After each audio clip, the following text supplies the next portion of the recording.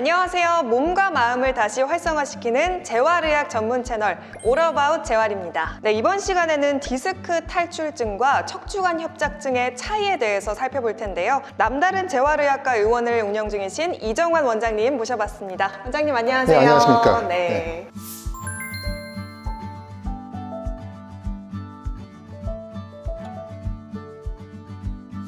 자, 오늘은 환자분들이 많이 혼란을 겪는 문제예요. 디스크 탈출증이에요? 저는 협착증이에요? 이렇게 물으시는 분이 많고, 실제로 이제 병원에서 다른 병원에 갔다 오신 분들 중에서 이제 이런 말씀을 많이 하세요. 똑같은 MRI인데 어떤 병원에서는 디스크라 그러고 거기는 협착이라고 그런다고. 그러니까 왜 이렇게 병원마다 말이 틀리냐. 어떤 경우에는 나는 협착도 있고 디스크도 같이 있대요 라고 듣는 경우도 있다 그래요. 그래서 환자분들이 굉장히 그걸 좀 혼란스러워 하십니다. 근데 이제 결론부터 말씀드리자면은 디스크 탈출증이라는 병하고 협착이라는 병은 그렇게 아예 분리된 병이 아니에요. 연속 손상에 있는 병이기 때문에 그거를 디스크 탈출증 쪽으로 판단하시는 분이 있고 협착증 쪽으로 해석하거나 판단하시는 분이 있다는 얘기입니다. 치료 방법도 그리 다르게 아니에요. 서로 간에 아예 떨어져 있는 병이 아니기 때문에 다르지 않기 때문에 디스크를 치료해야 되는데 협착을 치료하거나 협착증에 대한 치료를 받아야 되는데 다른 병원에서 오진을 하셔가지고 디스크 탈출증에 대한 치료를 해가지고 잘못 치료를 받는 일은 없을 겁니다. 그러니까는 너무 그걸 걱정하지 않으셔도 돼요. 자, 디스크 탈출증이라는 건 뒤쪽에 있는 여기 하얀 부분이 바로 이 척추관입니다. 여기 앞에가 디스크고요. 그래서 디스크의 일부 내용물이 뒤쪽으로 삐져나와서 척추관에 지나가는 신경을 건드리거나 누르는 상태죠. 자, 그러면 여기서 보실 때 디스크의 입장에서는 내용물이 뒤쪽으로 빠져나갔죠. 그러니까 디스크 탈출증이라고 부를 수 있습니다, 이 상황을. 근데 여기 디스크의 입장에서 보지 마시고 뒤쪽에 있는 신경관, 신경이 지나가는 관 또는 다른 말로 척추관의 입장에서 본다 그러면 원래는 이렇게 여기 넓어야 되는데 갑자기 뭔가가 삐져나와가지고 이 구멍이 좁아졌잖아요, 길이. 그러면 얘 입장에서 협착증이에요. 그러니까 결국 어느 쪽의 관점으로 보느냐에 따라 가지고 탈출증이 될 수도 있고 협착이 될 수도 있어요. 그래서 제가 아까 비슷하다고 얘기를 했어요. 그러면 또 이제 의문이 왜 괜히 말을 두 개를 만들어 가지고 헷갈리게 하고 어떤 사람이 이 말을 쓰고 저 말을 쓰냐 이렇게 할 수가 있겠죠. 디스크 탈출증으로부터 문제는 시작이 돼요. 모든 우리의 이 허리의 문제는 대체적으로는 뼈하고 사이에 있는 디스크가 뼈 사이에 스트레스를 못 견디고 약해져서 물렁물렁해져서 찢어지면서 모든 문제는 시작이 됩니다. 앞쪽에 뼈하고 뼈 사이에 있는 디스크가 이 위아래로 누르는 힘을 못 받쳐주면은 뼈나 요 인대에 굳은 살이 배겨요. 그러면 요 신경 구멍이 더 좁아지겠죠. 자, 그러면 디스크가 탈출을 하더라도 뒤쪽에 있는 척추관이 좁아져서 협착이 될 수 있는데 이것만 가지고는 보통은 디스크 탈출증이라고 불러요.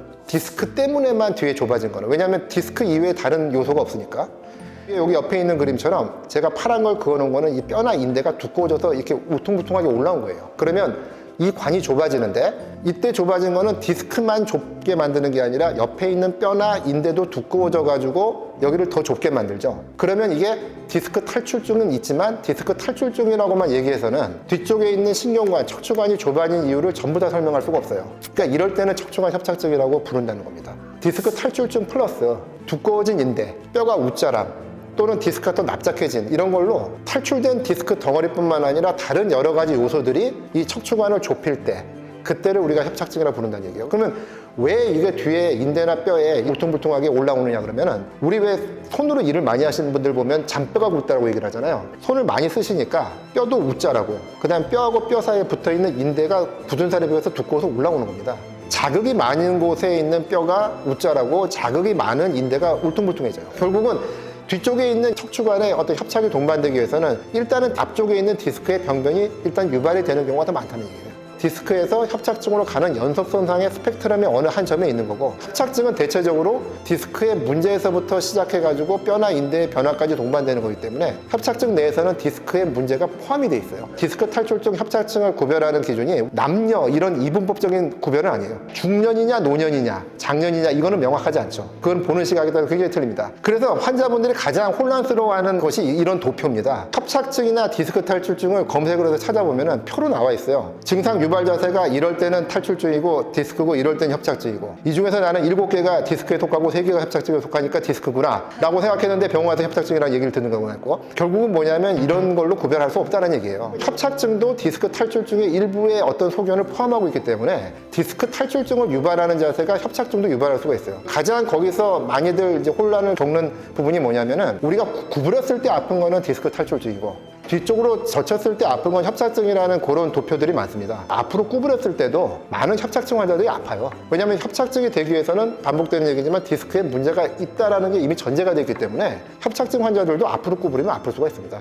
그리고 또 뭐가 있냐면 신전은 무조건 좋고 굴곡은 무조건 안 좋다고 알고 계시는 분도 있어요. 근데 그것도 아니에요. 왜냐하면 뒤쪽에 있는 신경관이 좁으면은 이렇게 신전을 해서 뒤로 젖히게 되면은 뒤쪽에 있는 척추관이 압박을 받기 때문에 우리가 허리가 아팠을 때 무조건 모든 사람들이 다 뒤로 젖혔을 때 이득을 보는 건 아닙니다. 안전한 것도 아니고. 디스크가 나왔을 때 가운데로 나오는 게 아니라 신경이 나오는 이런 구멍 쪽으로 옆쪽으로 사이드로 나와가지고 이 구멍을 한 반 정도로 차지하고 있으면은 뒤로 젖혔을 때 구멍이 좁아지잖아요. 그러면 간당간당하게 여기에 구멍에 평소보다 반으로 좁아진 구멍으로 나오는 신경이 뒤쪽으로 신전을 해서 이 구멍 자체를 갖다가 막아버리면 그때 신경이 눌릴 수가 있기 때문에 모든 디스크 환자가 전부 다 굴곡을 하면 안 좋고 신전을 하면 무조건 안전한 건 아니에요. 그 상황에 따라 틀립니다. 대체적으로는 굴곡이 안 좋은 자세는 맞아요. 그렇다고 해서 신전이 무조건 안전한 자세도 아니고, 그 다음에 우리가 이런 도표에서 많이 나오는 것처럼 협착증이 있을 때는 굴곡을 하면 증상이 완화가 되고 신전을 하면 무조건 증상이 유발되는 건 절대로 아닙니다. 이런 표대로 도식대로 너무 이해하지 않는 것이 좋으실 것 같아요. 그래도 협착증이 그러면 조금 더 넓은 범주에 있다고 생각하면 더 복잡하다고 보시면 됩니다. 인대라든지 뼈에 별 변화는 없어요. 심플한 게 좀 디스크 탈출증이라 그러면 지금 이런 그림처럼 지금 디스크도 뒤쪽으로 돌출되어 있지만 뒤에 보면 인대라든지 뼈도 이렇게 튀어나와 있어요. 그래서 신경관이 좁아져요. 그러니까 디스크 플러스 다른 구성 부분의 문제, 병변까지 합쳐져서 신경관이 더 좁아진 상태를 협착으로 보면 됩니다. 그 다음에 이제 이런 경우가 있는데 이 경우는 디스크도 지금 굉장히 안 좋고 뒤쪽에 있는 뼈나 인대도 굉장히 많이 튀어나와서 여기까지는 하얀색이 보이는 여기까지는 신경관이 잘 유지가 되다가 여기서는 지금 굉장히 많이 좁아졌습니다. 사실 이거는 협착이에요. 이걸 잘라서 보면은 여기 동그란 요 알맹이 같은 게 보이는데 여기 디스크가 지금 튀어나와가지고 이 뒤쪽에 왼쪽에 있는 신경을 누르고 있는 건데요. 이게 이제 영상으로 봤을 때는 오른쪽이지만 이게 왼쪽 신경이거든요. 이 환자는 아마도 협착이긴 하지만 신경관이 좁아지는 것이 디스크뿐만 아니라 인대라든지 뼈의 여러 가지 변화 때문에 좁아진 건 맞아요. 맞는데 주로 신경을 누르고 있는 거는 요 디스크입니다.